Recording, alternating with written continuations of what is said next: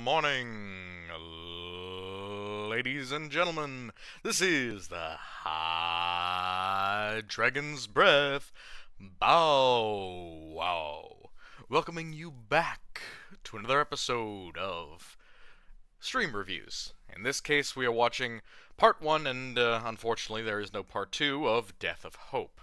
Yes, perfect timing. Welcome back, Wallflower. It's good to have you here. We're watching Death of Hope today. We're going to start at around 5:40-ish EST, so if you're coming in and watching the VOD, give me around 10 minutes. Now, I don't think this will last for the whole 2.5 hours that I have planned for this stream, because I have to go play some Helldivers 2 with a friend.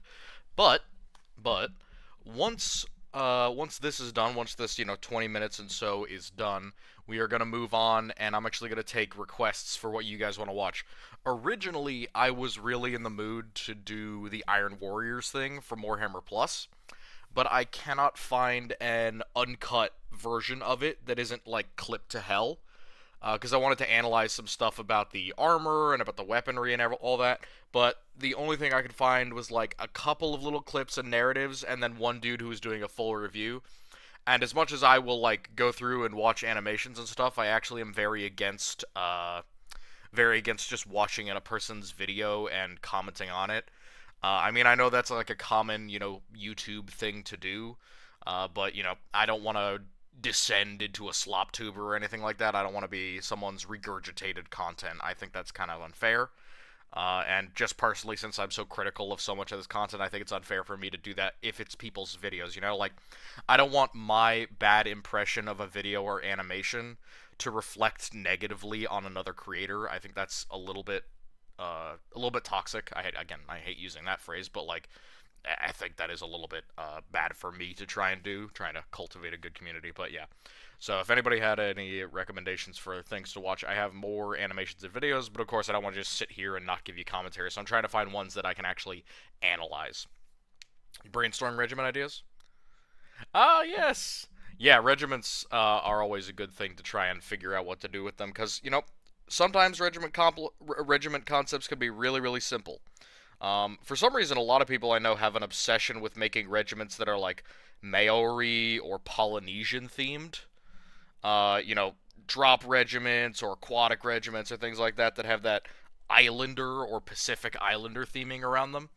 I'm not a huge enemy of that, but myself personally, I've always been a fan of taking, like, real world military groups and then picking out specific specialties that they don't do in real life and then making a version of that. So, for example, the Rowan Deepers from the Sabbat Worlds Crusade, they're kind of a light infantry engineer company type of regiment, and they're in large numbers with very little armor, and they specialize in, like, siege warfare and tunneling. They're like tunnel rats.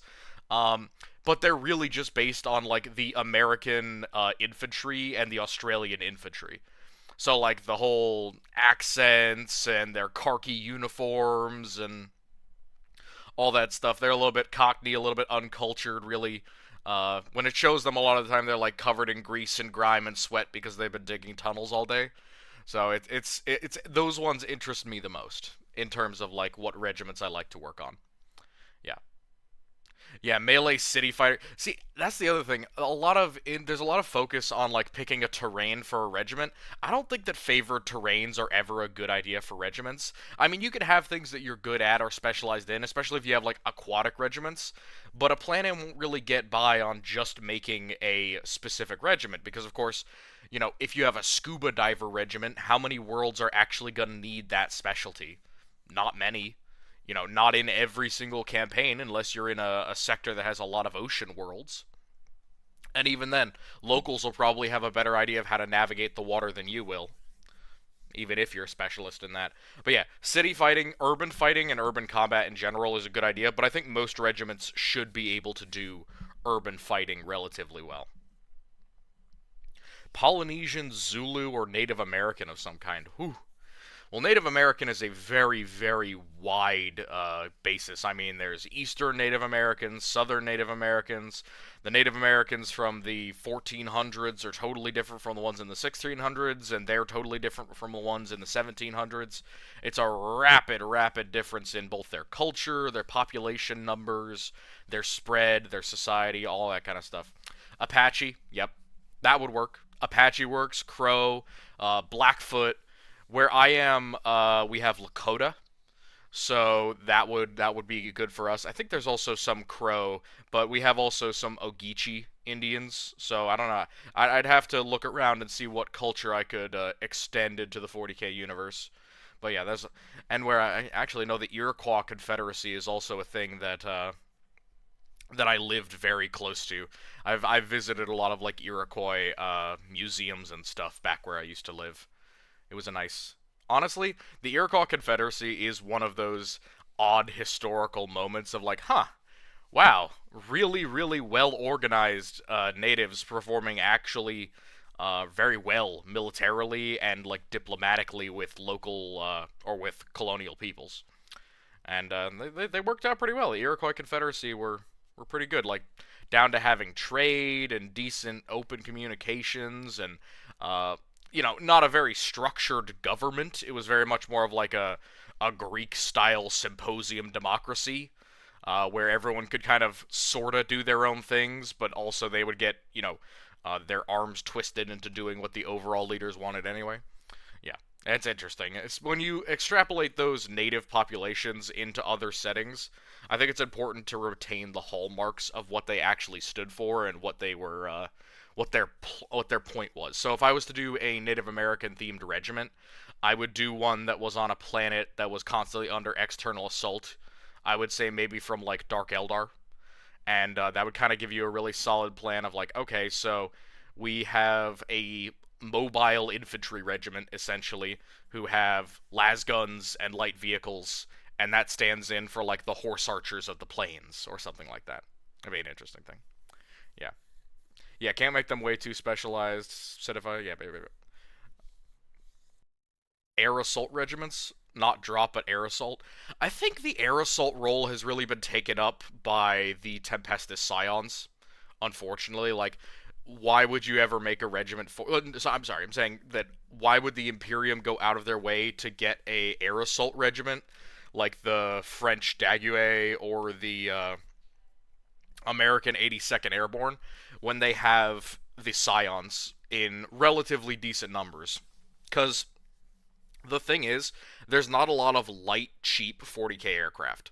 Even the Valkyrie, which is one of the lighter and cheaper aircraft, but even the Valkyrie can only carry so many troops. And Valkyries have a very hard time with deploying those troops at times. They're still pretty heavy, still pretty expensive, and having hundreds of them in a regiment would be quite difficult. So you're kind of limiting yourself with air assault as to how many and what type of vehicles you're allowing them to have, because you'd be down to like 10,000, and then that's a very, very small, very specialized regiment. Not that that's a bad thing, just that it limits your flexibility. 10,000 men coming out of an aircraft, is that really all that much better than 100,000 men going on foot in every scenario? Plus, they suffer the natural disadvantages of being air assault, which is you have limitations in what material, weaponry, equipment, food, and water you can bring with you. I mean, in the US military, we have a lot of fucking helicopters, and we use them to support those units while in the field. But that takes into account the idea that the Americans always have air superiority, and no enemy that we've ever fought so far has really taken it away from us once we got going. So, helicopters are a lot more vulnerable when you don't have air support or air superiority. Yep, yep. There are also, and see, that's the thing. They're specialized drop troops, but they also have a long history of being drop troops. It's not like the Elysians came out of nowhere and knew how to use their grav packs. It was, they already knew how to use the grav packs, so why not make a drop regiment or an airborne regiment? Because we already know how to do it, and we already have the technology and the production to supply our troops with them. So it's like, well, we already have one ability or skill. We may as well create a regiment with it. So it is 5:40. That is the point at which I said I would start. And we are going till 7. I may have to take a little break in the middle, but that's just going to be me letting you guys watch. So let's get started. Yeah, Space Makaweedle's, oh crap, Makaweedle. Yeah, Space Makaweedle would be cool as hell. Okay, yeah, big warning. Anarchy Reigns, Death of Hope is a R-rated thing, so there's not much that I would reject to in this, but yeah, it does say that. Yep, this is unofficial. Unfortunately, this dude got kicked off by GW for doing this, so... Or, well, he got threatened, essentially, which is very, very sad. Yes, rated R for rocks, 100%. Also, I'm going to be getting progressively more intoxicated as this video goes on. As Angron and Lorgar consider their bloody crusade across the 500 worlds of Ultramar, a splinter fleet of traitor legionaries travel apart from their fathers, extending their will across the stars. You'll have to let me know how the audio is when we start getting something a little more audible than this. Their recent attack, a world named Sothis. Nearing the end of the battle, a censured Ultramarine rallied loyalists to penetrate the Wordbearer ship in an effort to halt the assault. It came at great cost and no victory. With their homeworld in flames, the remaining Ultramarines, along with a number of civilians, were taken prisoner. They now traverse through the ruin storm to the next unsuspecting world. So this is a splinter of the Shadow Crusade. Interesting thing here, again, most people know, but during the Heresy, there was the Ruinstorm, of course, but that split off certain sections and, of course, certain legions from getting in the way of the traitors once the actual Heresy was on. And while some groups went one way and some went another, you know, there's the Thramas Crusade, the Shadow Crusade, the Crusade for Terra, all these different traitor attacks going on throughout the galaxy, but behind it all is the Ruinstorm. And because of the Ruinstorm, no one's able to communicate with each other. It's like Old Night, where for a while the warp is so churned up that shit is happening that shouldn't be, and no one's able to communicate. And during this period is actually when Guilliman abandons the Imperium of Man and sets up Imperium Nihilus. Or, well, his little side Imperium. He wants to set up his own independent kingdom in a betrayal of, you know, his father and everything. I just like to remind everyone that Guilliman is a giant traitor. Guilliman lies. Oh, and he lies. He has deluded himself into denying an inconvenient truth. An inconvenient truth, like Al Gore. He says that Ultramar no longer burns. He says that we won the war and turned back the Shadow Crusade. He says that we must forge a second empire. That's what's referring to. The second empire he's talking about is he tries to recreate the Imperium of Man, assuming that Terra has already fallen, which, holy hell, what incredible hubris. One, to set yourself up as the Emperor of Mankind while you still have forces fighting against the traitors. Two, assuming that Ultramar, which has already been at war, is more secure than Terra. Bro is just setting up an empire just for it to fall. If he was right, which he believed he was right, if he was right and Terra had already fallen by the time that he declared Imperium Nihilus, he had no chance of winning, or holding out against the rest of the legions. Guilliman is wrong.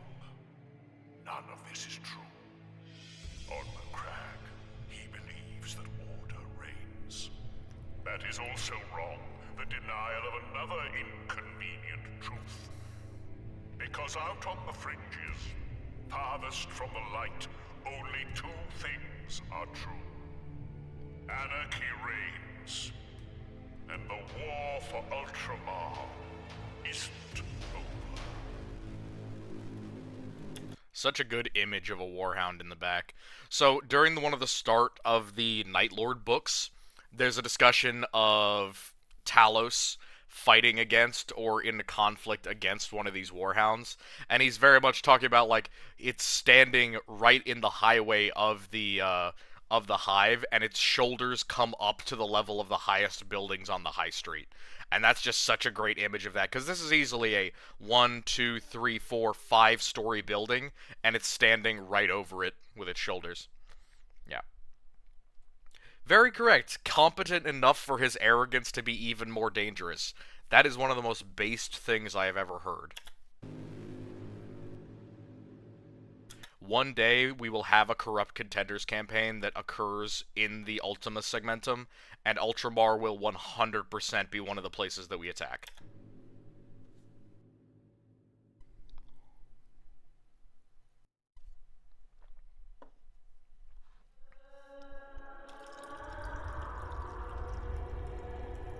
So this is supposed to be within the warp.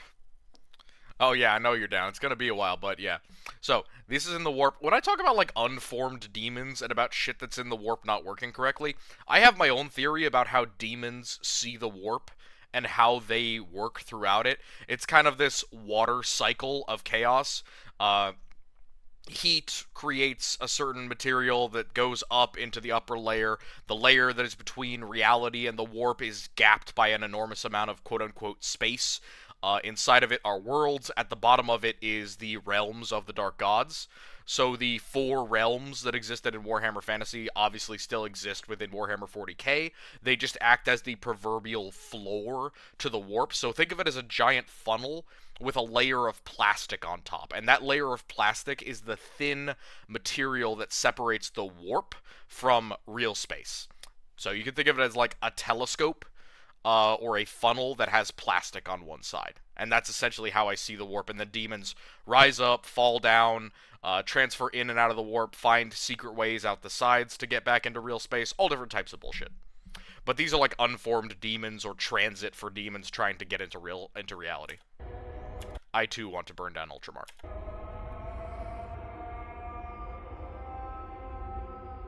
Also, this is very much what I imagine the Ruin Storm looked like. Just kind of taking a snow globe and shaking it up. The snow globe is the warp.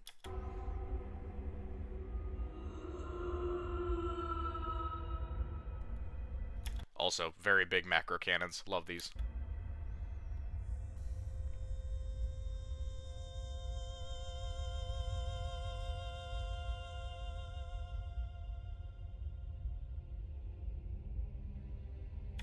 So you can see this is the remains of that attack on this ship. They had mentioned that it was a Teleportarum attack, or that it'll be shown that it's a Teleportarum attack. And you can see all these Ultramarines in their Mark II and Mark III armor.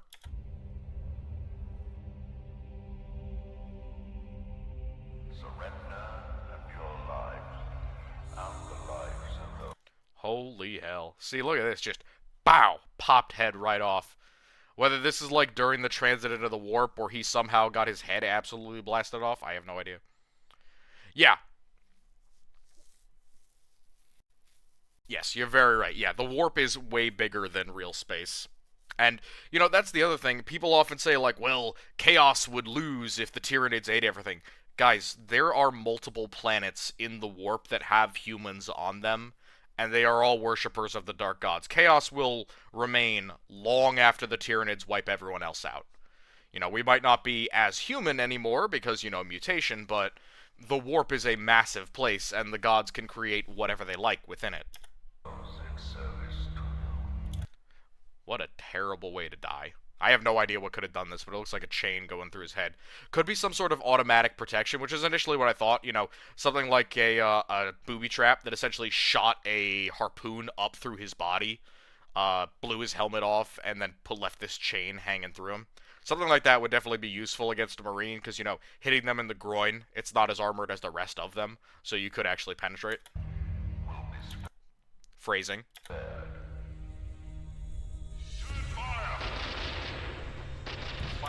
Umbra pattern bolt gun. Oh wait, no, this is a Foryx pattern bolt gun. It's the, yeah, Ultima or Foryx, yeah. Shadows behind masks. Also, yeah, using anti-aircraft against borders is a really solid idea. And I know that, like, a lot of the time Marines board via other methods, but it is a perfectly reasonable thing to have Marines jump from one ship onto another, and that's a point where I would probably aim at them with some autocannons or program the servitors to hit them. But you can see all the damage in his armor, big autocannon and bolter hits. This looks like Mark III armor. Yeah, especially with the segmentation and the plating. But some of this is Mark IV and some of it's Mark II. Horus Lupercal will win this war. It is written. Hey, it's the word bearers. Horus Lupercal will win this war. It is written. It's like writing down something on a napkin and then claiming it's a prophecy. Also, thigh hole. Any damage to their armor out here is going to space them because they're not protected against space in the armor. The armor's essentially keeping them alive and resisting it, but if there's heavy damage to the armor, it will kill them from depressurization. You are pronounced a birthright. There's the Mark IV armor. Not enough. My brothers are dead, and it is.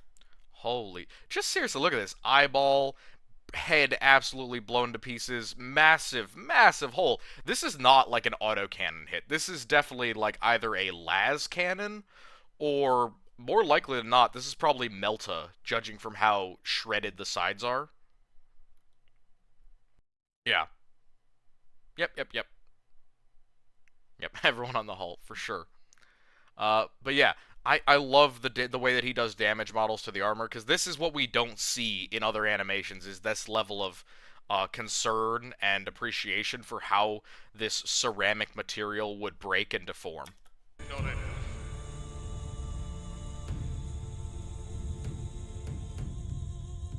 That shoulder piece too.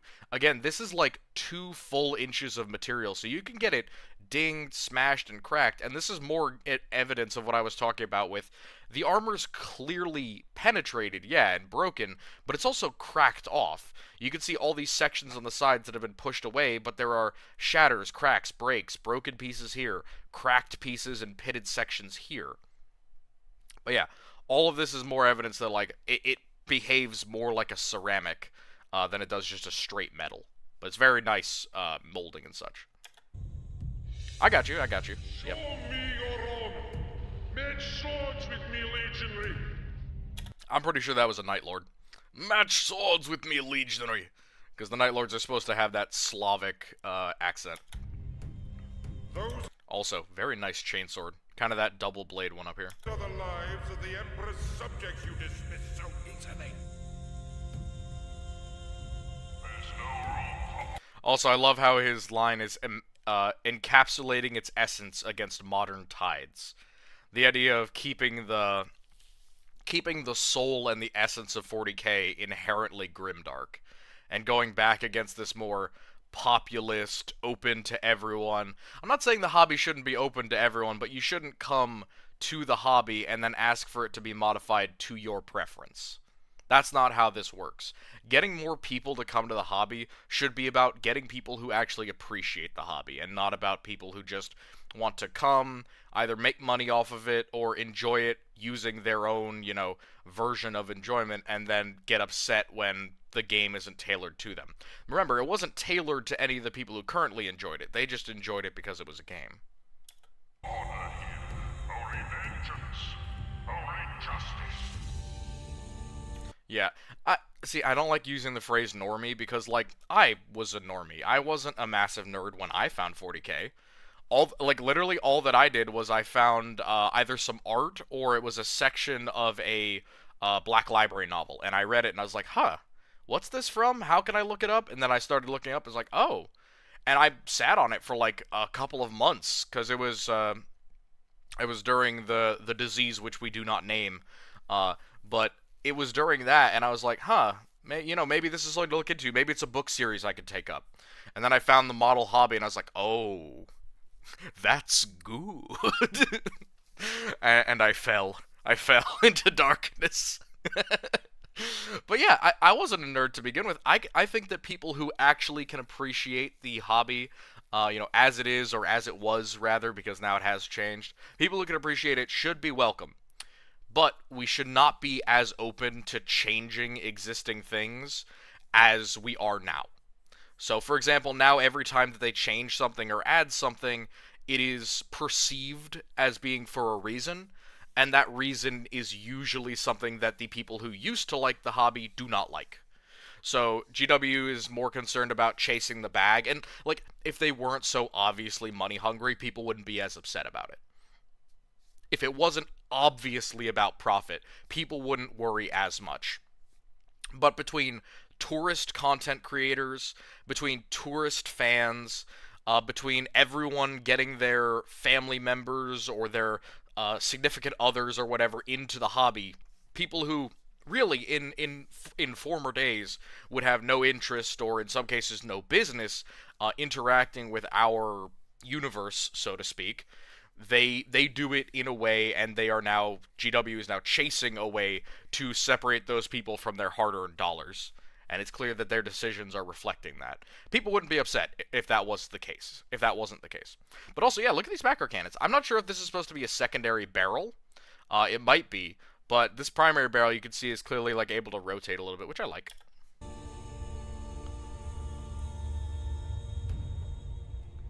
Also, demons.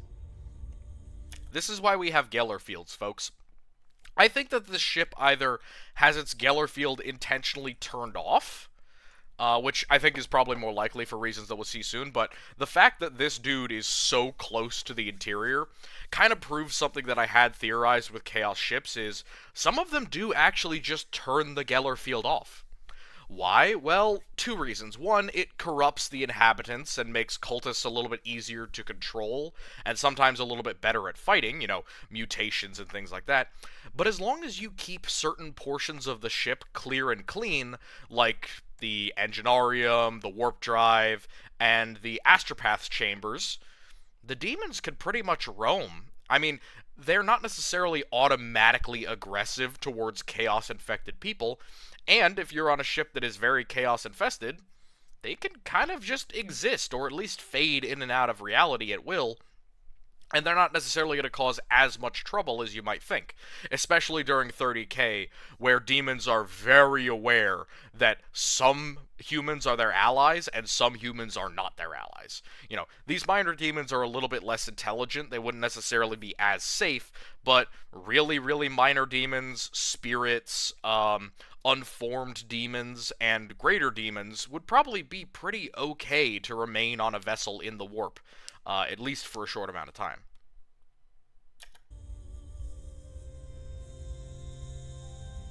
I love this, just the ship damage. And yeah, when I'm talking about spirits, I mean these. Like, these are not necessarily demons. These are actually probably something akin to lost souls. Though they could also be warp parasites. Like this little spider thing, I'm pretty sure is supposed to be a warp parasite. And really what they are is a bunch of unformed or malformed demon material that has gained relative animalistic sentience. So it's just warp energy formed into a thing that can move.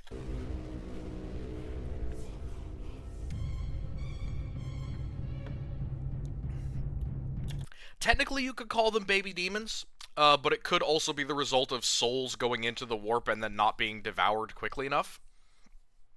It could also be the result of demons who don't conform to any of the gods, or it could be literal demon parasites. Things that don't necessarily have a name, don't necessarily have a classification, or the strength to enter into real space, but they can live upon the residue of the warp, and in this case, upon the corpses of real things. Think of them like the bottom feeders of the warp.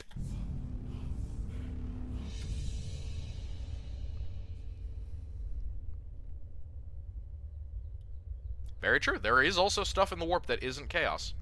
Could be real animals. Who knows? Also, yeah, I'm pretty sure these guys are word bearers. And then there's a couple of Night Lords and World Eaters in this. Also, yeah, I love the statues of demons in here, because this is definitely a word bearer ship late in the heresy. He's saying, "Go forth and kill in my name."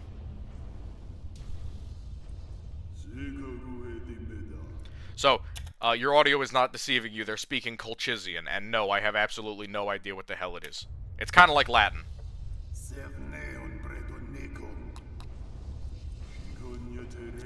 So we got a cultist here, and a tech priest or a tech adept.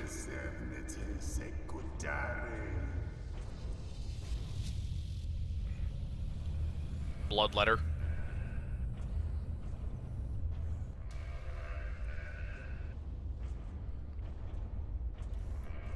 I love how they, like, these hallways are barely tall enough for the Marines to walk in. Like, I think he would probably hit his head on this ceiling.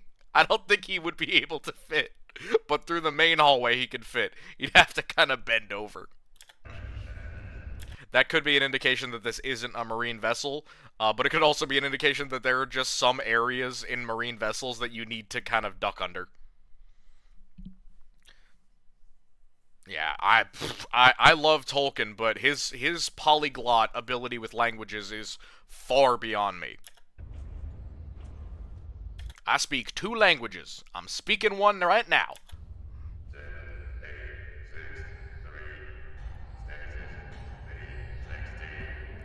Also, very nice tech priest. I love this dude with the crab legs.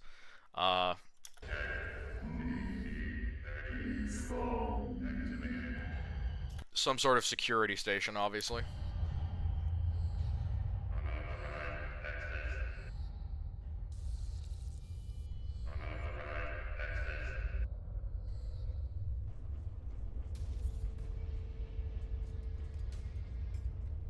Also, I like the servitor security guard. Something that should be on basically every ship is a doorway or something, and then there'll be a servitor. The other thing is that servitors are often used to call out alarms or alerts, just because it's easier and cheaper than having, you know, an alarm that is recording something.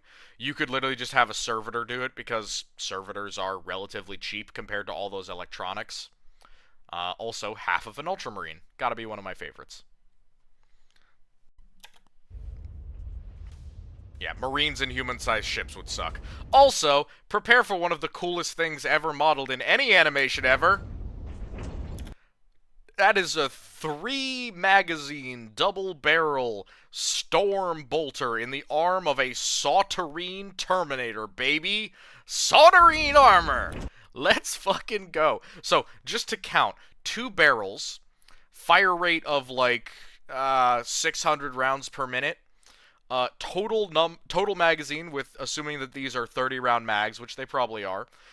This could probably empty its entire arm gauntlet in about 1.5 seconds. Even assuming that this only has regular bolter speed fire, that still only increases it to 3 seconds. It can fire its arm weapon for exactly 3 seconds. But let's give him the absolute benefit of a doubt. Let's assume that those are big box magazines like you have for a Stormbolter. Those are 60 rounds. He's got 180 rounds then, which increases his maximum amount of time that he can fire at the enemy to 6 whole seconds. 6 seconds of fun, baby. Just I know I'm being silly, but like at the same time, God, that would be hilarious. It's just like, ah yes, my Terminator and his incredible power. Watch this for the next 6 seconds. I spray you with bolt shells.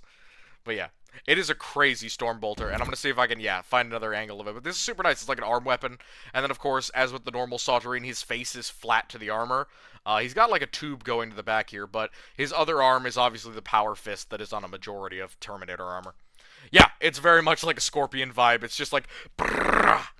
And even if this was normal bolter speed instead of Stormbolter speed, Stormbolters rip through ammunition. I love how they have the box magazine, like, oh yeah, that's all you'll need for that. You probably get 3 bursts out of a Stormbolter before your ass is out of ammo. I mean, if you look, if you're playing, like, yes, Holy Pauldrons, it covers his entire torso, basically. And you can see how massive they are. Just, he's huge. He's twice the size of the Terminators. It's way closer to something like a Dreadnought. Booty shot. But yeah, you can see the, like, glowing vents to his armor and everything. And you can see just how big he is. Like, where's the weak spot on this, right? Where's the weak spot on this armor? Compared to normal Terminator armor, which has, like, a weakness around the neck or around the lower back of the arms, Soldering just doesn't give a fuck. I mean, you're immobile, and he could probably barely fit through this ship, but his only weak spot is the lower back. Basically, he's got, like, a 1 foot by 1/2 foot weak spot, and it's still pretty well protected, so I love the armor so much. He also shakes the fucking screen whenever he walks. So here is our word bearer lead boy. I don't really get the helmets that they have in this. I assume it's supposed to be something similar to Artificer armor, but I can't really prove that. This dude has kind of that Argyle Tall look with the modified, like, scripted armor. Yeah, well, you should have Marine watching his back, but the other thing is you should just have a squad of 2 to 3 Terminators with him. But yeah, this armor I'm not sure about. It definitely looks like a bit more of a detailed mismatch. But yeah, he's clearly a word bearer with the dark red and everything. Oh, you can also see the icon on his chest.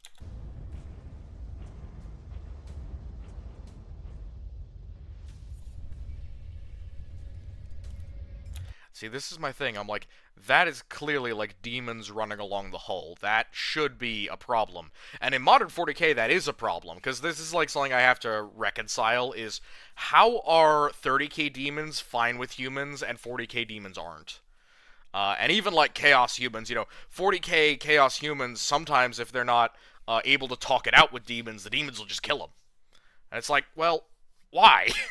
Why? You're on the same side. And in the Heresy, they knew this, and demons were, you know, not necessarily friendly buddy-buddy with humans, but at least they weren't as aggressive towards their own allies.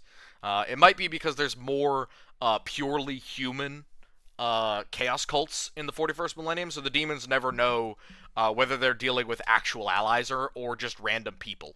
So, something like that. And yeah, they're wearing stolen Ultramarine armor, or parts of stolen Ultramarine armor. Yep, so here's the evidence of the Teleportarum strike. This dude has been teleported into the wall. Which, again, I've talked before about how Teleportarum strikes can just kind of pulp you into structures. It doesn't necessarily instantly kill you, which is the weird thing. Teleporting in 40k tends to transport you into the object and then transpose or expand all of the material around you. So unlike logical teleportation, which should just have you phase with the material, and then the material causes you to explode, because you're phasing into an object, and the object has physical mass, and you initially do not have any physical mass as you're re-entering reality. 40k tends to push things aside with teleportation, so I'm not sure if the teleportation would have killed him, or if he was stuck in the wall and then somebody else came around and killed him.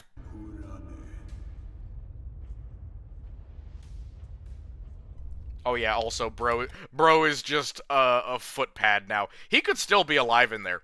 There's a theory about the Terminators from the Black Legion or from the Sons of Horus who teleported into the Emperor's throne room, or even with the Scrambler, teleported onto ships or into Terra. And, yeah, it is a loud-ass noise as well. But teleported into the palace or something like that, and they just got stuck. Whether it was, like, in the Black Cells or in the ground of the palace itself. And that there are still living Black Legion Terminators just stuck somewhere within the palace. Completely embedded within rock. And you can see, like, 5 or 6 dudes tried to teleport into the ship, and whatever, I think it was probably during warp translation, but you could tell that they were still alive when they got in here, because this dude is, like, aiming his bolter even though he's halfway into the ship, and this guy is clearly screaming.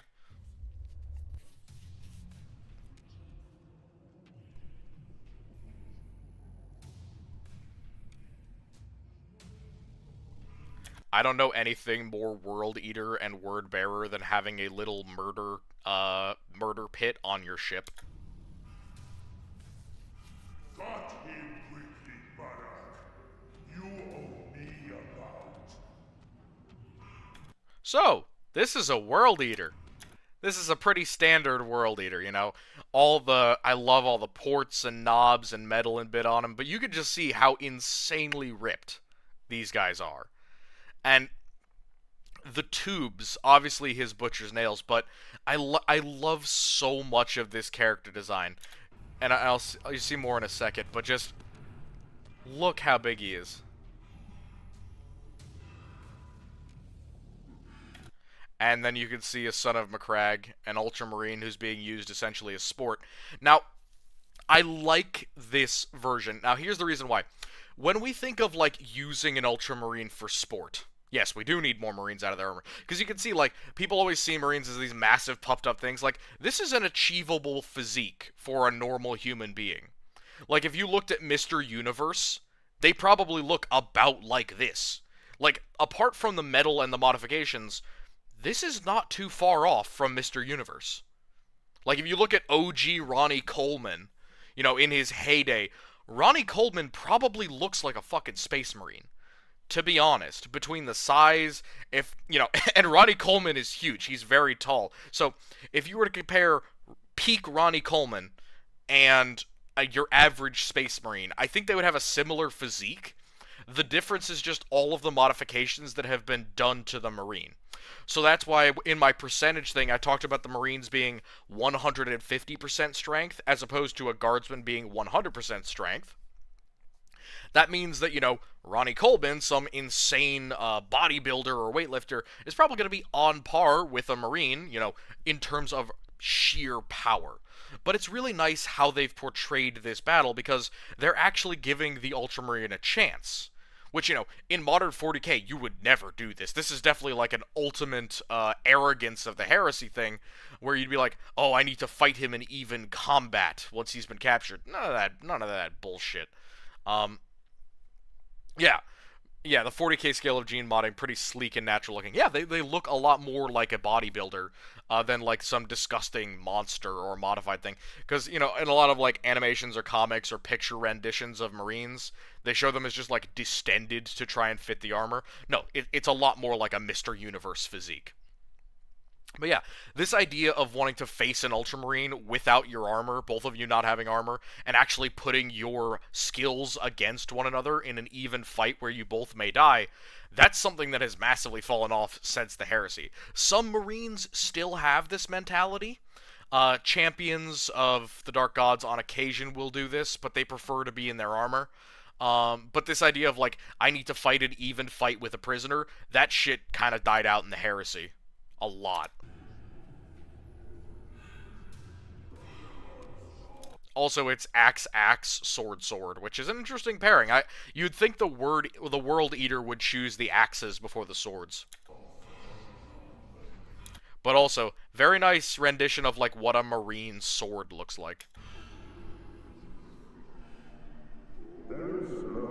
And the axes. So this is probably like his power axe for real. So yeah, these might actually be legit power axes. So like, again, my point of like, he's clearly putting his life on the line against another Marine. Giving him a power weapon and then facing him himself is just insane.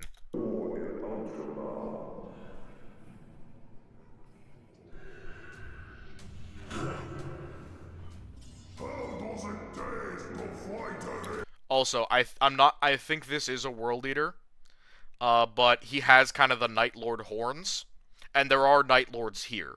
So I think this is a mixed group of Night Lords, World Eaters, and Word Bearers, because the Night Lords are everywhere during the Heresy. They're at the Siege of Terra, they're on the Thramas Crusade, they're at the Shadow Crusade, they're all over the damn place. But this dude definitely looks like a World Eater, but he's got those Night Lord kind of wings on his helmet. And then this is obviously a Word Bearer. You can see all the Colchissian script. And you can see really nice Mark IV armor, honestly, like with the Gill Rebreather, whereas this dude clearly has some Mark III with the side cheek plates.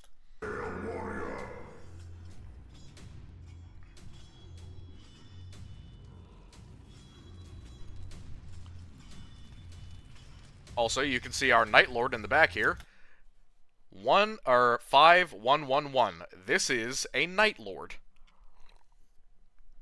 And you can really see in this animation how dark that Night Lord's dark blue is. Yeah, studded for their pleasure. More like spiked, honestly. And this dude, like, this definitely looks to me like Mark IV armor because of the wide, flat sections. But I love this Night Lord armor. It's super, super nice. And the gas mask style and everything. Also, I love how pinioned and sectioned the hands are in these. Makes them look absolutely huge. And also gives an indication of, like, this is more pleated armor than it is ceramite.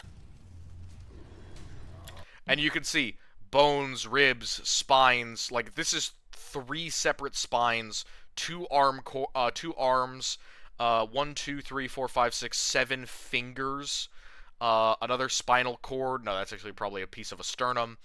Skull, another skull in the back here. So just wild, wild shit. And you can see that kind of dark blue sheen from the armor. I love it.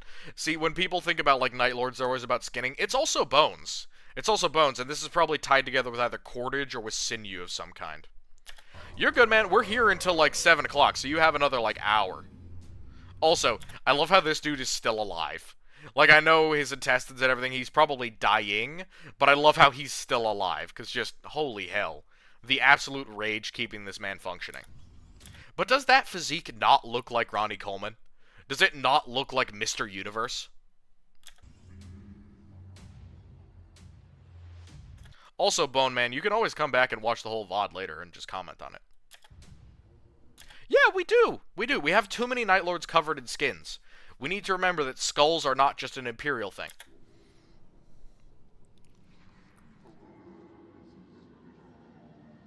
Just eye gone, lips completely ripped off. Just nothing left of this man. This is just a ruined creature.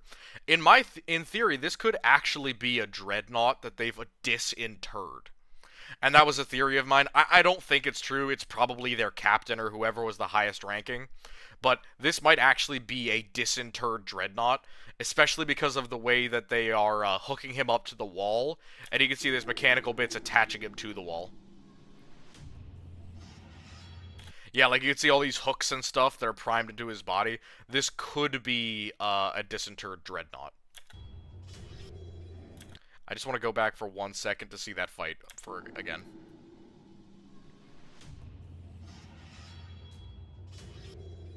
So you can see them clinch and clash a lot, which is pretty emblematic of Marine fighting. Also, just look at all the finger bones. I love it. Yep. I mean, the Emperor doesn't really have much of a gun, so he wouldn't have been able to shoot Corfira or Erebus anyway. But yeah, definitely 8th Legion. I'm interested in what the writing is on this guy, but you can see it's a very different script than the Colchizian script. I think that this inscription and this inscription are in Nostraman, which is, in modern 40k, a pretty much dead language. But it might be OG Nostraman. So you can see, a lot of the fighting here is going on essentially at very close range. And since they both have what I think are probably power weapons, or if not, they're just regular weapons, this is going to be a time where even though they're not armored, they're not going to be using standard battle tactics. You know, skill and talent are all nice and everything, but Marines are so brutally powerful that static blocking and movement tactics are a lot less useful. You kind of just have to be quick and powerful. And that's why a lot of their strikes are the way they are. But also, again, back to my theory with the demons and this thing just having its Geller field turned off, that's clearly a Bloodhound. That should not fucking be in here if the Geller fields are on. And it certainly shouldn't be as friendly as it is. Like, in 40k, if you just have one of these on your ship, it's going to be outright just killing people for fun. Now, I think that this might be kind of a thing of over time, people have changed their opinion of demons, but I think it's also that demons in general have become less trusting of humanity after the fall of Horus. Essentially, after the fall of the great leader who was supposed to be Chaos's champion, demons as a whole have been kind of thrown by the wayside or mistrusted to a greater degree, and the result of that is they've become more dangerous and more feral. Which is why things like this don't really happen anymore unless you're like a proven ally of chaos. Like I'm talking about when a cult manages to summon a demon and the demon just goes and murders all of them for no reason. It's like, dude, you're on the same side. Why would you do that? Well, the demons don't necessarily trust the humans the same way that they did in the Heresy.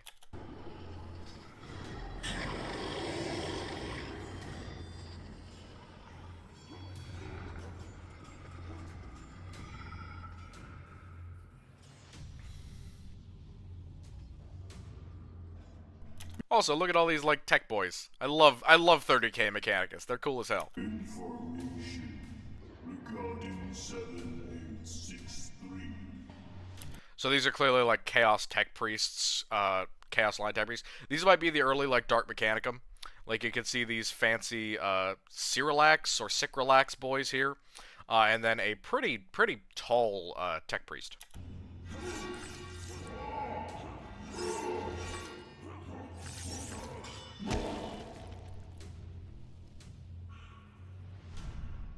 Alright, so real quick, let's count the number of straight-up body hits that it took for that Marine to die.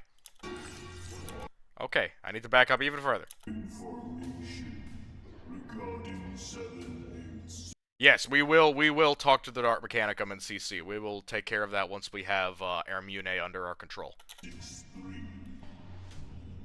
Alright, so 1 hit, clearly. 2 hits, clearly. 3 hits. So, that was basically a full-on spin move. He got 1 slash across his shoulder, a second one knocked his weapons aside and hit him with the tip, a third one right across the gut. Backs up, feints an attack from one direction, turns his sword, goes right across the underside of his arms between the axes. Another one comes through, spinning around completely. Look at those eyes. And now he's back around to the other side.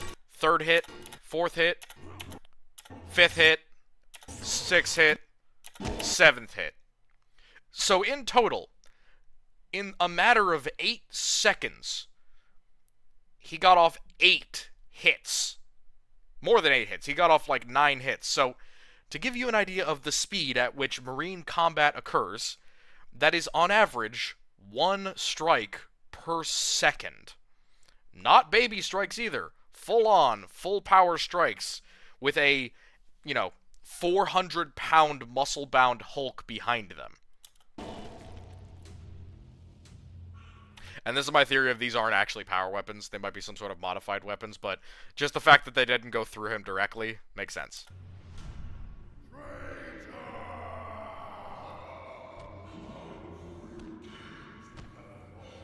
How the warrior kings of Ultramar have fallen. An event has been triggered on deck CD32. So, when he talks about an event, the warning did mention a stasis, so I have to imagine that they actually set up stasis-related traps for the Marines in case they actually manage to get inside, which is a pretty smart idea. Something like an IED, but it's set up with a stasis field instead of a bomb or anything, so that they can capture the Marines, which is what they want to do because they want to take their armor. Capture him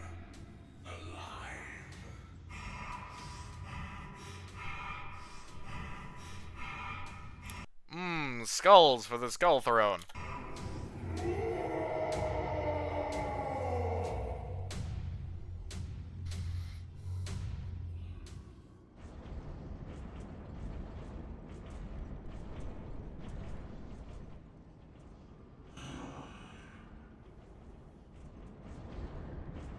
So, this is probably the Dark Apostle for this host. And you can see his host icon is the black skeletal hand. But this is clearly a captain, what would later become an apostle, with his crested helm, which I really like. I like the crested helm. But I think this is also Mark III armor as well, because you can see the flat cheeks. It's very nice.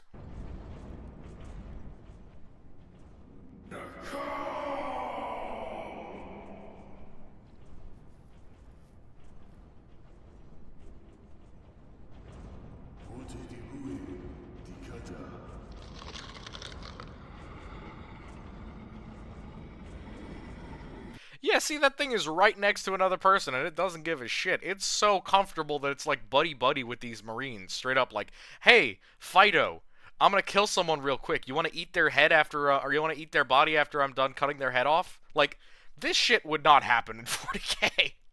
Demons are way too unfriendly, even with Marines, to do this.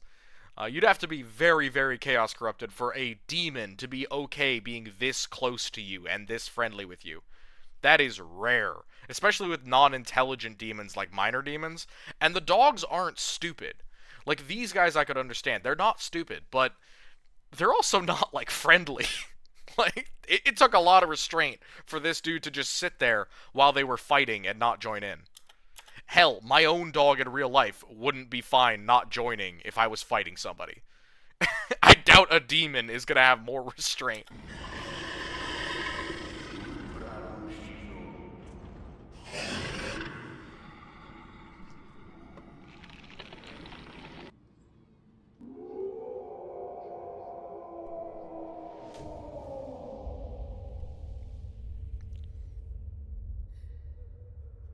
Oh, this is a really fucked up part of this animation.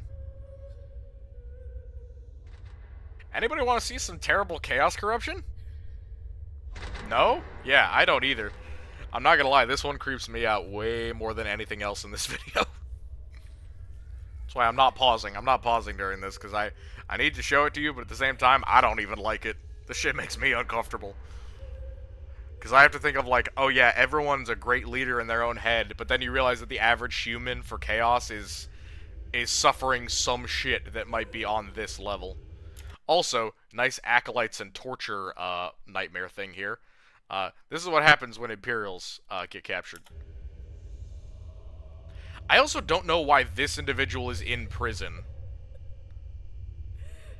I gotta imagine maybe just got captured and is getting questioned, but... Also, holy shit. So, that is straight up a Calexis assassin. I forgot this one was in it. But yeah, captured Calexis assassin. Actually, hold up. Somebody clear this up for me. Is this a Howling Banshee or a Calexis assassin? It looks like a Howling Banshee or some sort of Eldar, like Exarch. Does anyone know? Is this supposed to be an assassin or supposed to be a Eldar? Because to me, the back things and all this stuff looks like it's an Eldar. Okay, see, that was what I originally thought, but then with the helmet, does that not look like the Calexis' kind of mind thing? Right? Does this not look like the Omnius Speculum? Yeah, it looks like Wraithbone, but does it not look like an Animus Speculum to you guys? Am I just weird? Like, I misinterpreted what this was originally. So, you think this is an Exarch or a Banshee or something? Doesn't have the big Eye of Doom? Yeah, but it kind of does, though. Whatever. But yeah, this is clearly like a prison cell area.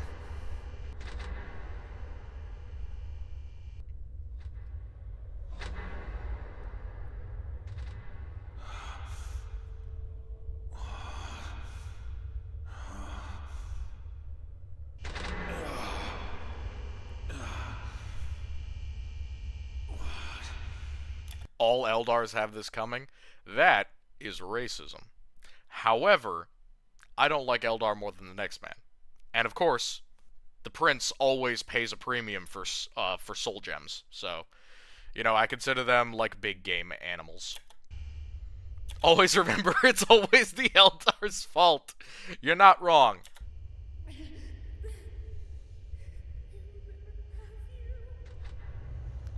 See, I wonder if this is an Eldar as well. I don't think it is, but... Mommy is here. It won't hurt you. I promise.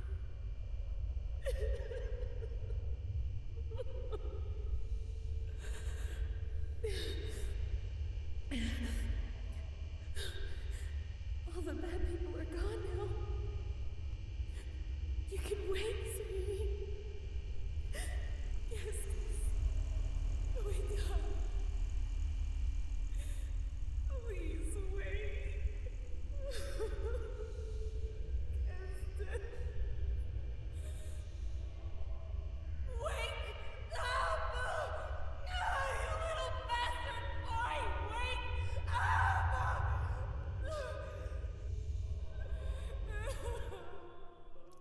it is. That, like I said, there's not many parts of this that freak me out. That one freaks me out for fucking sure.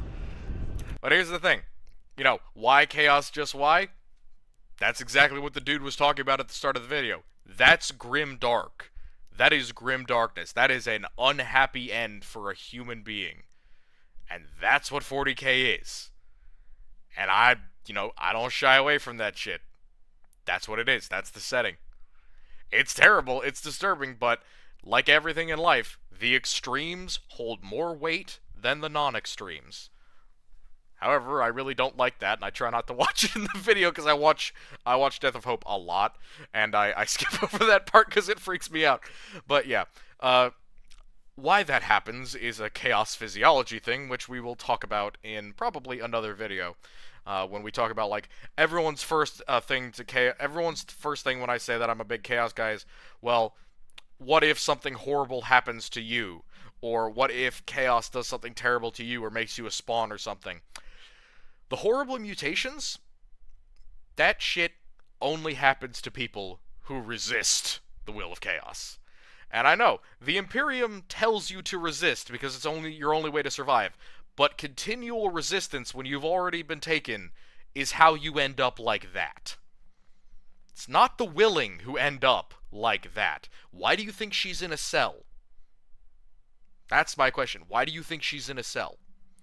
Do you think that maybe she's a psyker, like the Eldari witch? Do you think that maybe she's a traitor, like the cultist? If they put Marines in these cells behind bars, why are the demons biting at her cells, and why is she down here? My theory is that she's a rogue psyker, or at least she was a psyker. And again, psykers know the fear of chaos. They resist it inherently, which means that those horrible mutations, that could be a result of that resistance.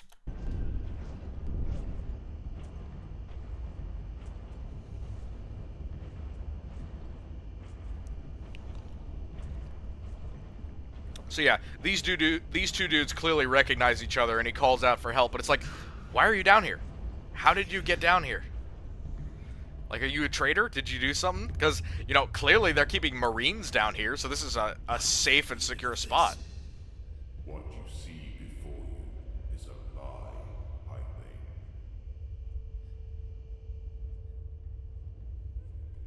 Then we are nearly there. Correct. I don't know why there's a hole between their cells. That's kind of an oversight. Have you recovered? I breathe. It will be enough. Prepare yourself.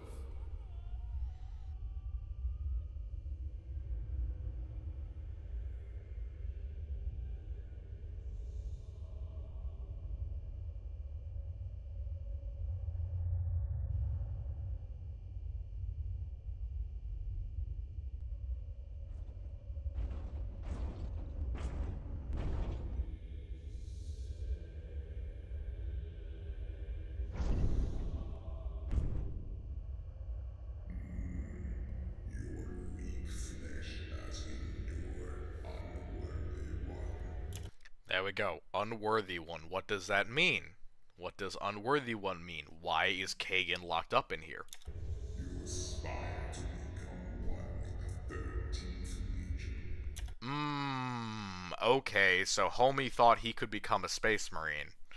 Unfortunately, he's way too old, but this is the heresy, where things like the Corphiron process still exist, or at least are known about and could be done, so...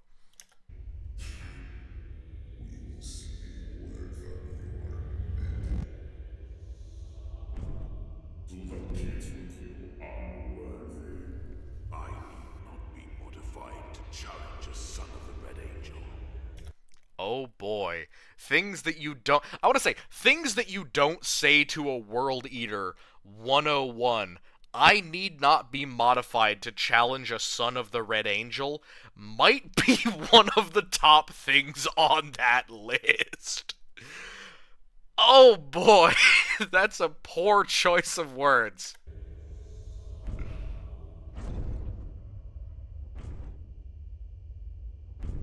Pity. You were the mere worthy opponent.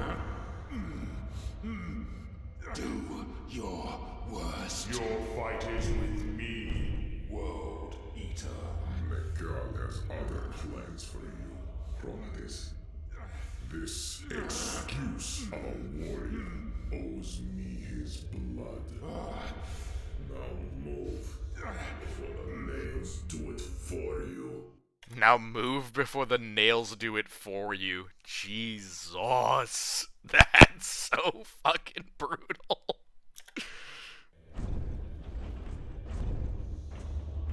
So I really wonder, right? Like, during the heresy, would it be a thing that they would offer mortals the opportunity to ascend? Or at least to face the Demi Astartes Corphiron process, if they were successful as soldiers? Because, of course, you know damn well that he's going to basically, like, strip again out of his armor and fight the dude one-on-one. And if he, like, shows any level of talent, he's probably going to try to elevate him at the very least. You know, with the 10% chance that he survives notwithstanding, he'll at least try. But would it even work? I think so. He's definitely, like, in his early 20s. So, he could even be, like, 18 years old. Still way too old to be a regular Marine. But a pseudo-Marine? A demi-Marine? Sure, why not? Lots of Gene Seed going around during the Legion days, don't forget. Lots of Gene Seed. Tens of thousands of units of Gene Seed just available to everyone. Honorless cowards. Do you seek more for your entertainment?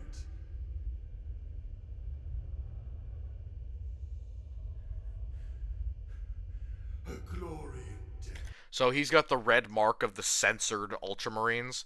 These are some of the ones who set up attempts to train their Marines in how to fight other Marines, and Guilliman censored them for it, a mark of shame. But that's why the red helmet has become a mark of honor in the future, because those people saw the future ahead of time.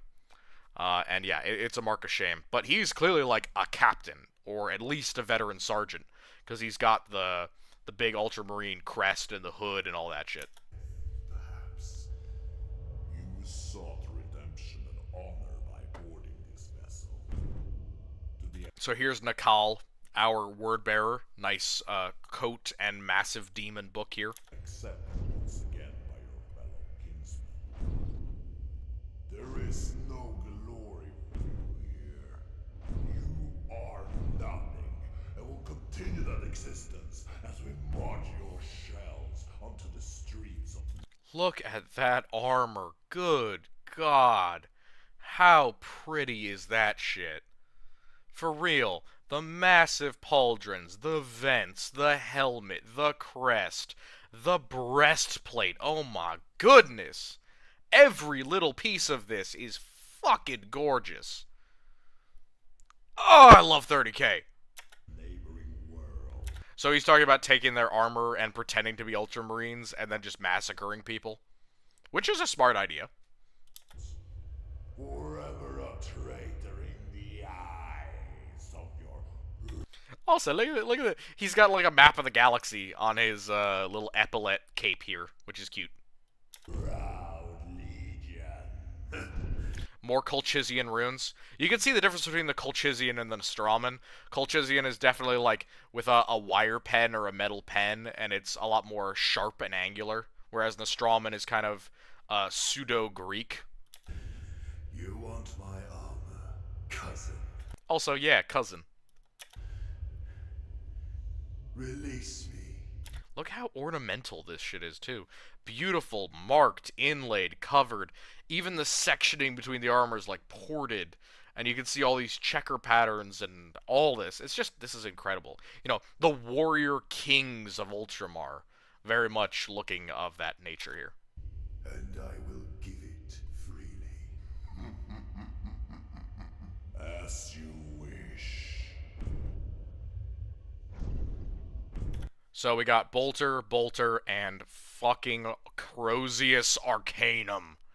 I love Crozius Arcanums. Not because I have a buddy who's a big Wordbearer fan, but mostly because it's essentially a power maul, and power mauls are some of my favorite weapons, power weapons.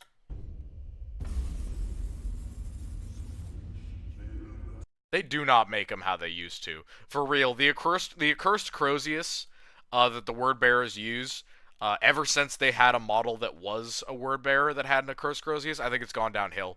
Because they keep making it worse and worse. And it used to be so cool.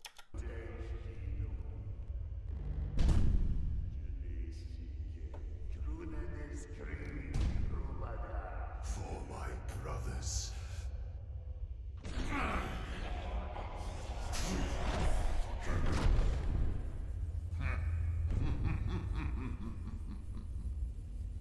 For the 500 worlds.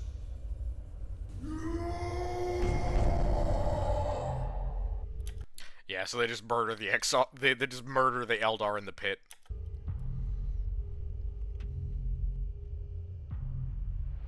Alright, you're next up, cultist boy. Here's your opponent.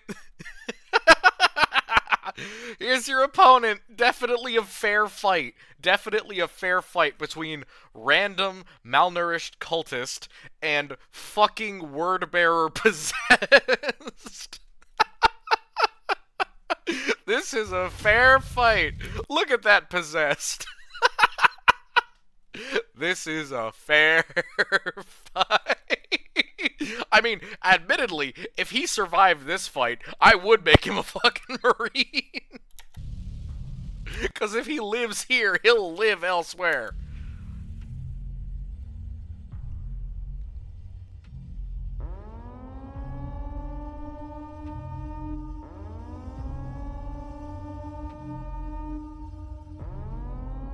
See, I don't know if this is one of the OG Gal Vorbak, but it kind of looked like it kind of looks like it is.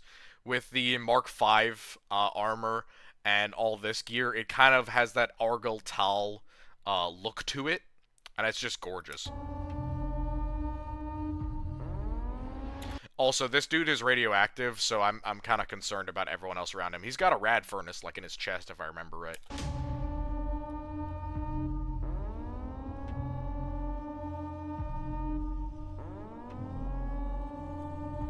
So you can see that they have the 13th Legion armor on, but these are word bearers underneath here. You can see all the battle damage here. These are definitely like bolt shell hits to the protection. You get the feeling Chaos are kind of jerks. Aw, how so? That's that censored guy. You can see that they did get his armor, you know, regardless of his little temper tantrum. Also, Captain's armor. God damn. That is some sexy Captain's armor. I wonder where he got that.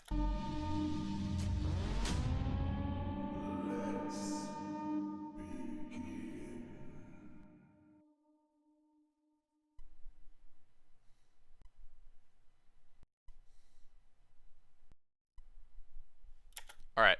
So, that is the end of Death of Hope. However, there is another section that I want to talk about. It was Death of Hope. I want to see the trailer, because the trailer has some good shit in it. I think it's this.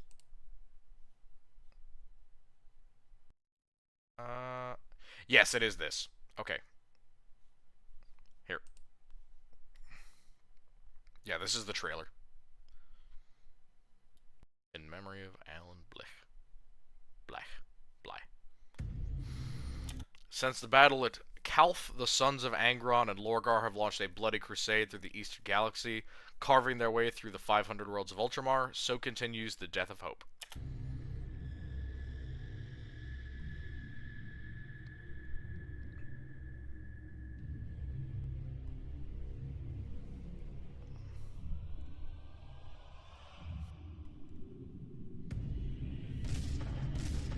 So, we have here what looks like an Iron Warrior, an Ultramarine. They will answer for this.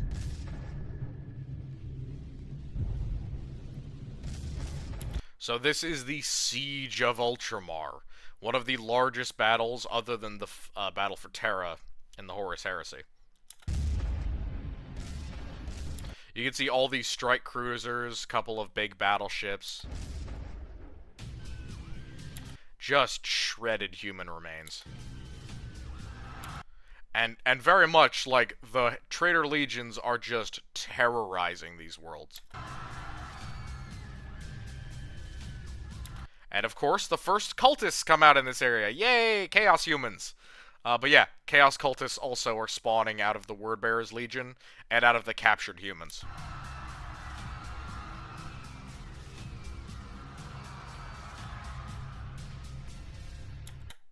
Yeah, pretty classic Chaos cultists between all the marks, the nails, the melee weapons, serving alongside the Marines. Here's Our Lady from the most disturbing part of the next video. This is, again, more evidence that this is like a normal civilian. But my theory is that either she is a psyker or her child is a psyker. And that's why she ends up in those cells, is because one or another of them is psychically active. And you can see cultist or a PDF trooper, world eaters, just slash 2 people in half. Wordbearers Raptors. So if you don't know, the Wordbearer Raptors are actually a special unit. Back in the day, they were like the classic iconoclasts. They had axe rakes and stuff. But in the Heresy, they become more standard Raptors. There is only one Legion, in my opinion, that specializes in Raptors the correct way, and that's the Night Lords. But they do have their own special units. It might be part of Barbarous Danticos' boys. These traitors know no bounds. They were my brothers, Yeah, so this dude looks like an Iron Hand to me. but no longer. Yeah. World Eater Terminators are some of the scariest things that you can run into during the Heresy, only beaten out by Black Legion and Night Lord Terminators. They are some of the scariest motherfuckers. Like, Red Butchers are terrifying. Also, Cataphractii Terminators, may I just say, the best armor in all of 40k is Cataphractii Terminator armor, without question. I will hold no opinions that are not Cataphract Terminator being the best armor in all of 40k. This shit has the shields, it's got the mass, it's got the shoulder blades, it's got full protection for your head. It's insanely tough and insanely strong.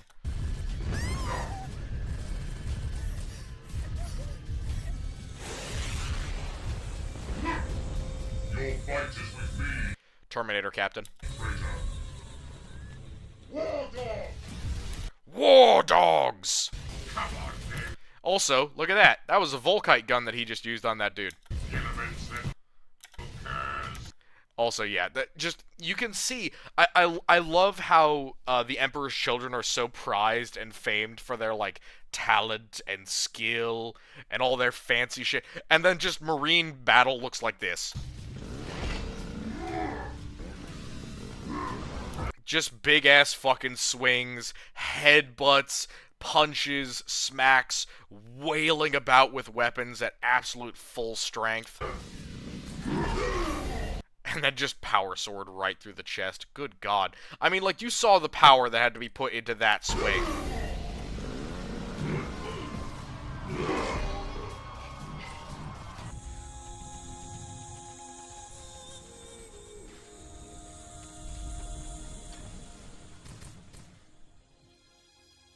Take That dude only has one arm. me from my home, and I will sail to the stars of your empire. I like also how they're not taking the time to strip them of any arms, armor, or their gene seed. Like, in modern 40k, Chaos Forces, if you down a Marine, the cultists will know, like, it will be ingrained within them to run to the downed ally, or the downed Loyalist or allied Marine, grab the body, and run it back behind enemy lines so they can strip it of its gene seed and weapons and armor. In 30k, there's none of that shit. They're just out here to do the murder. They assume they're gonna win. I will serve as a son must serve. But let Kulkis stand as I have shaped it. I like their voice for Lorgar in this, because that is supposed to be Lorgar. Let Culchis stand as I have made it. Also, incredible image. I use this for the chainsword video, but it's what you can do to get weapons through a Marine protection. It's like a wound man for a Marine. You can see he's been stabbed in the joint of the knee, the underside of the shoulder or the armpit, and then in the throat and neck. These are just perfect spots for chainswords or blades to go in. A planet of peace and prosperity.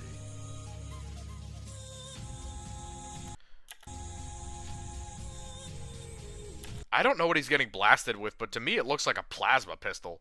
Just goddamn 1, 2, 3, 4 hits with a plasma pistol to the chest.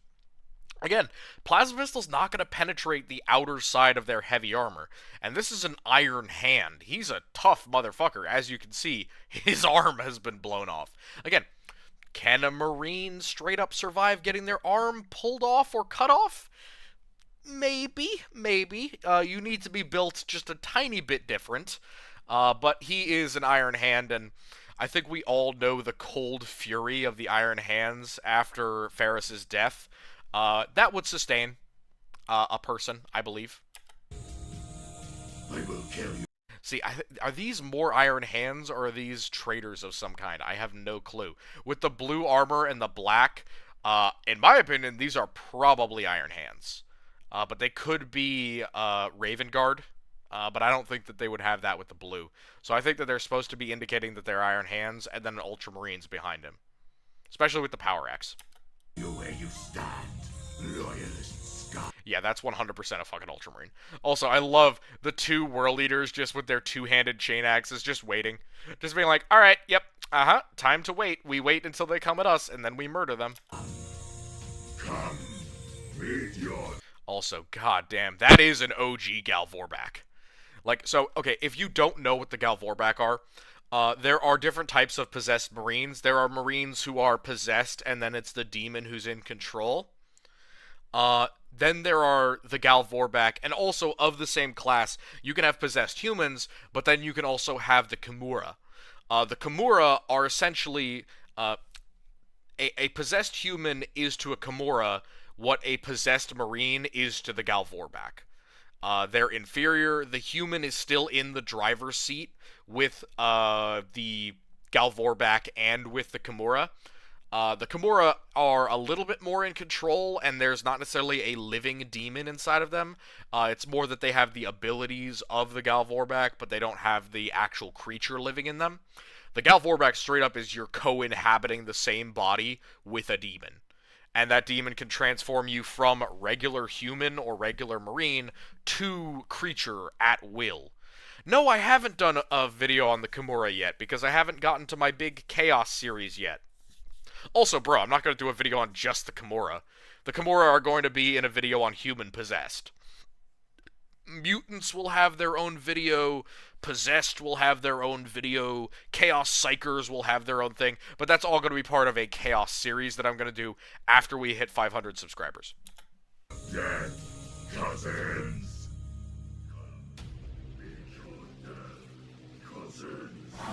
Hey, Dreadnought, baby. This is one of the best scenes in the entire thing, and I have no idea why it's limited to the trailer instead of to the actual video. Brother Valentus. Look at all these cultists. See, when I talk about cultists deploying in a group and using correct tactics, this is it. They're charging him all to get into close range, all with similar weapons and loadout. He doesn't really have any choice targets, and they're all engaging as one. They're not coming at him in little spurts and gaps like I talked about in the Rage review. And even with that, even with his, like, laser weapon, he only kills, like, 2, which means the rest of them are able to converge on him, which is how cultists should be deploying. And even if he goes through them or goes past them, those cultists are clearly booking it for a target, probably the Dreadnought while it's still down. But, you know, they're going out for a specific target. They're not just engaging with the closest thing. They have priorities. They're acting like people. I love it. Yeah, Volkite or a conversion weapon. Honestly, to me, that probably looks more like a, no, that wasn't a conversion beamer for sure. It was not. It was not big enough. Conversion beamers are heavy weapons. I think personally that that was probably some sort of laser weapon. Or a gravity weapon of some kind, but yeah, either way. Also, Volkite Dreadnought is one of the coolest things. Yeah, so he's got Volkite, and if I remember right, a Fist. This is a Contemptor Dreadnought, an Ultramarines Contemptor. Yeah, he's got the fist.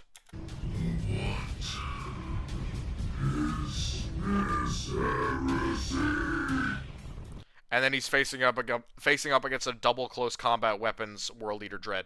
I just want to watch that one more time because that's one of the coolest sequences in this entire thing. This is like one of the things that made me so sad that the dude wasn't going to do it anymore. Sorry, I'll skip back just a little tiny bit.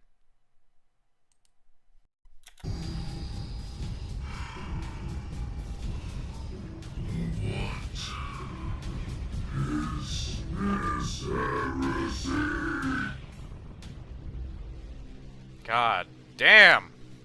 That is horrifying shit.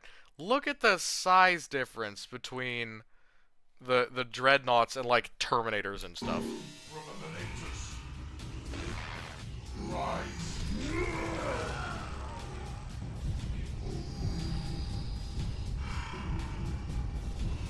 I agree. Pity this one is an idiot. He should absolutely be shooting with the Volkite weapons already.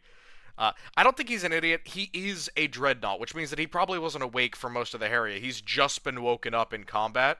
So he's kind of like, what the hell is going on? Why are we fighting our own brothers? Like, give me some context here. There were a lot of Marines who came out of stasis or who were dreadnoughts who didn't understand why they had to fight against other legions. They just weren't present for the whole heresy thing or for the Istvan drop site massacre. So they were just like, wait, what the hell do you mean? Like, literally, what are you talking about? Oftentimes it was like mortals, and they'd be like, dude, what the fuck are you talking about? What do you mean the World Eaters are coming? They're our friends. I fought with them before. And they're like, yeah, but now you have to fight them. It's like, why? Because a human is telling me to? They just didn't understand it. They didn't get it. Which I think it's a great line, you know, what is this heresy? Because, you know, heresy? What term is that? What phrase is that? In 30K, it means something very fucking different than it does in the modern day. But I think in context is very cool. Also, yeah, I love the Contemptor. Look at this. We got a Red Butcher. Red Butcher Terminator. God, I love them. I love World Eater Terminators. And the double CC Contemptor is so World Eaters coded that it's unbelievable. This is such a classic World Eater design. I couldn't imagine a World Eater in another type of dreadnought other than the double close combat weapon Contemptor. Because there's no other dreadnought that allows you as much freedom of motion and as much melee capability as the Contemptor with double close combat weapons. It's so brutal. Alright, does anyone have anything that they would like to watch in the last couple of minutes? Any animations that you guys want to see?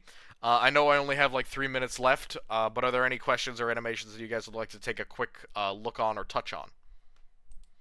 Anything before I close out for the night? Got another 3 minutes to go. Yeah, the World Eater Dreads love to throw hands. It's a World Eater thing. Like, you know, like the War Dogs before them, it's not as if they were stupid in the heresy. Like, in the modern 41st millennium, World Eaters, in my opinion, behave a lot more quote-unquote dumbly than they used to in the heresy. They had a lot more tactics in the heresy, they'd be more organized, the nails weren't quite as horrible. Iron Harvest, fan animated. Let's take a quick look at that.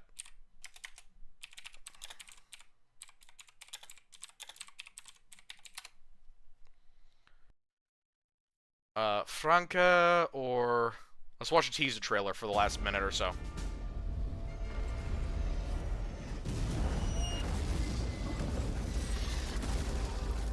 It's been 2 years since the Great War. The first mechanized conflict in history.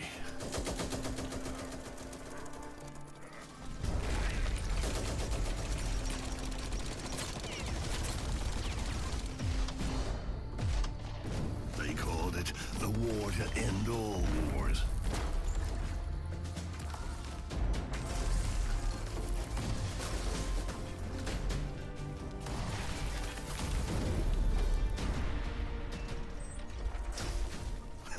If you ask me, get ready to fight. Alright, time to actually talk, because I like this and all, but... Alright, so, I am not the biggest steampunk fan, but I do like these types of games, because I understand how people love them so much.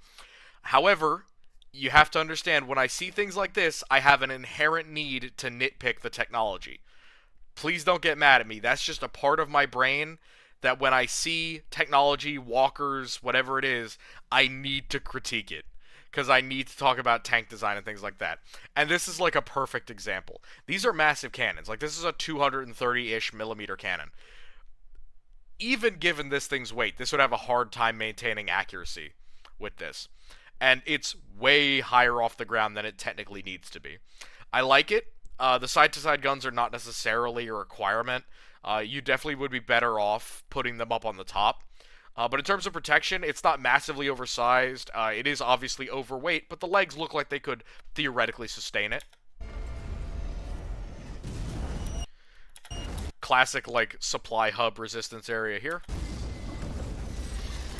I like these guys. They're like armored Ogrins, the mobile infantry, very steampunk-esque. Not sure if it's a great idea, but, like, at least it works. And there were things like that tried during the First World War. These tin cans, the kilocans for Iron Harvest, you know, I have opinions about them, but I'll talk about them when we get to a better version. It's been 2 years since the Great War. Also, these electricity guns. I like the Tesla coil theming, but there's a lot of downsides to using electricity as your main weapon.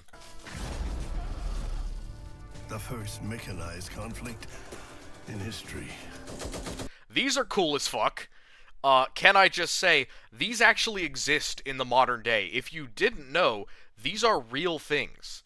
The walkers, or in this case, like AI robot rollers that have machine guns on them, Germany just released a prototype of basically exactly this.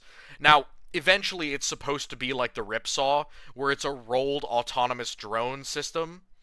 Yes, I do have a Discord. If you go to the link on my channel on the posts, there are 2 links to the Discord which you can use to join on, Bone Man. These actually exist, or they're getting to be existing. So Germany just released one that was supposed to be like an equivalent or a similar thing to our Ripsaw, but this kind of footed or mobile machine gun platform is really cool. I like this a lot. This is also kind of cool. The fact that it kind of looks like a Coke can that you gave legs and machine guns to is, you know, neither here or there, but this looks like a 15mm German MG, so it's cool.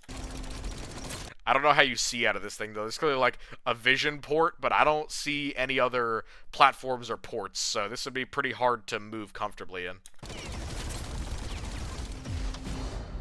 Also, these ones, too, the, like, double-legged Strider cans. These look a little silly to me. There's no reason to put, like, a non-mounted weapon on here. So, like, having a rifle that's oversized so that your mech can use a rifle, I just find that a little silly. They called it the war to end. These ones are a little more reasonable because you don't need 2 hands to effectively use its weapon. It's slung rather than being carried or held. Oh. The only real reason to do this is so you can bayonet charge other mechs. Which I'm not knocking. Bayonet charging mechs when you can't penetrate their armor, not a bad idea. But you shouldn't design your mech with that being the whole goal. This is not bad either. This kind of shield-shaped body with a machine gun, short gun, and long gun. So you have an anti-infantry, and anti-tank option. But this is huge. Definitely slow as hell, and very front-heavy, you can see from the armor protection. So there's not a lot of protection on the sides or rear. This is another one. So this is more tank-like, and I actually don't hate it as much as you might think. I have designed tanks before that used legs in place of treads. It's called the Omniroach. It's not a design that I ever published, but I'd love to talk about it if people wanted to hear about it. But it was similar to this. It just used omnidirectional treaded wheel rollers instead of legs. But in terms of like sloping and proportionality and looking like a tank, this one's actually not that bad. If you ask me, get ready to fight. Also, nice blooper. Also, 1920 plus. That's really good. Now, I don't know how Iron Harvest actually turned out, but either way, I appreciate you all coming here to watch. I am now beyond my time, so I will wish you all a lovely good night.